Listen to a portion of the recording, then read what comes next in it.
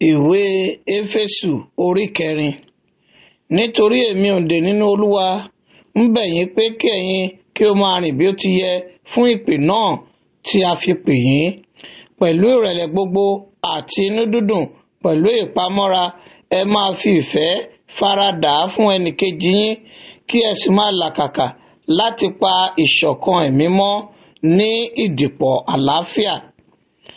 Ara kan níbẹ̀ àti ẹ̀mí kan, àní bí a ti pè yín sínú ìrètí kan ti ìpè yín. Olúwa kan, ìgbàgbọ́ kan, baptism kan, Ọlọ́run kan àti Bàbá gbogbo, ẹni tí ó wà lórí gbogbo àti nípa gbogbo àti nínú yín gbogbo. Ṣùgbọ́n olúkúlùkù wa ni a fi oore-ọ̀fẹ́ fún gẹ́gẹ́ bí òṣùwọ̀n ẹ̀bùn Kristi. Nítorí náà ó wí pé nígbà tí ó gòkè lọ síbi gíga, ó di ìgbèkùn ní ìgbèkùn, ó sì fi ẹ̀bùn fún ènìyàn.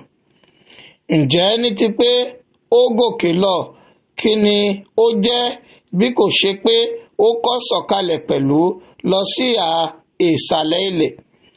Ẹni tí ó ti sọ̀kalẹ̀, òun kan náà ni ó sì ti gòkè rékọjá gbogbo àwọn ọ̀run kí ó lè kún ohun gbogbo. Ó sì ti fi àwọn kan fúnni bí àpọ́stélì, àti àwọn mìíràn bí wòlíì, àti àwọn mìíràn bí evangelist, àti àwọn mìíràn bí olùṣọ́ àgùntàn àti olùkọ́ni, fún àṣepé àwọn ènìyàn mímọ́, fún iṣẹ́ ìránṣẹ́, fún ìmúdàgbà ara Kristi, títí gbogbo wa yóò fi dé ìṣọ̀kan ìgbàgbọ́ àti ìmọ̀ ọmọ Ọlọ́run, títí a ó fi di ọkùnrin, títí a ó fi dé ìwọ̀n gígùn ẹ̀kún Kristi.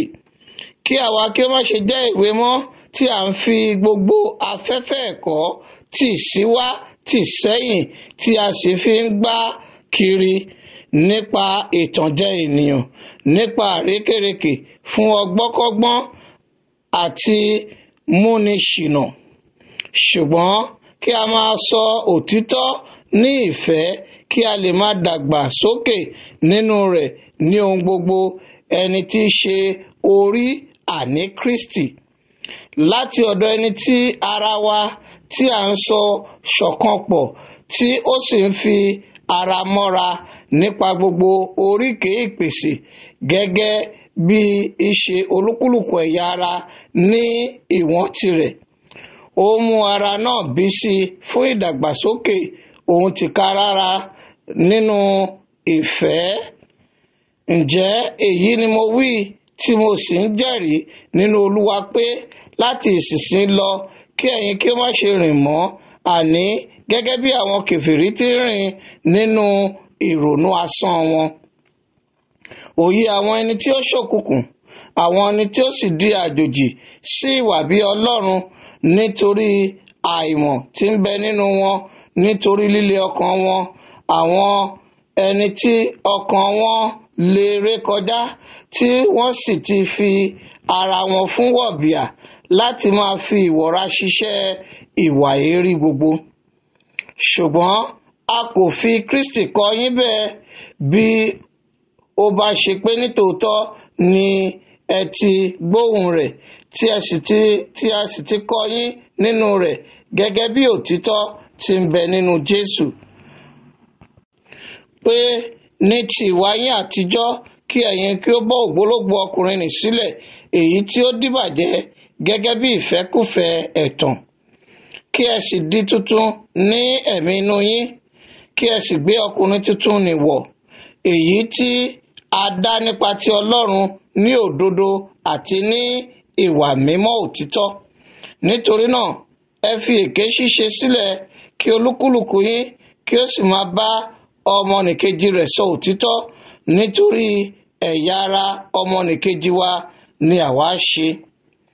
Ẹ bínú, ẹ má sì ṣe ṣẹ̀, ẹ má ṣe jẹ́ kí oòrùn kí ó wọ̀ bá ìbínú nínú yín. Bẹ́ẹ̀ ni kí ẹ má sì ṣe fi àyè fún èṣù. Kí ẹni tí ń jalè má ṣe jalè mọ́, ṣùgbọ́n kí ó kúkú máa ṣe làálàá, kí ó máa fi ọwọ́ rẹ̀ ṣiṣẹ́ ohun tí ó dára, kí òun kí ó lè ní láti pín fún àwọn ẹni tí í ṣe aláìní. ẹ má ṣe jẹ́ kí ọ̀rọ̀ ìdìbàjẹ́ kan ti ẹnu yín jáde, ṣùgbọ́n irú èyí tí ó dára fún ẹ̀kọ́, kí ó lè máa fi oore ọ̀fẹ́ fún àwọn tí ń gbọ́. Ẹ má sì ṣe mú ẹ̀mí mímọ́ Ọlọ́run bínú, ẹni tí a fi ṣe èdìdì yín di ọjọ́ ìdáǹdè. Gbogbo ìwà kíkorò àti ìbínú àti ìrunú àti ariwo àti ọ̀rọ̀ búburú ni kí a mú kúrò lọ́dọ̀ yín pẹ̀lú gbogbo àrankàn. Ẹ máa ṣoore fún ọmọnìkejì yín, ẹ ní ìyọ́nú, ẹ máa dáríjì ara yín gẹ́gẹ́ bí Ọlọ́run nínú Kristi ti dáríjì yín.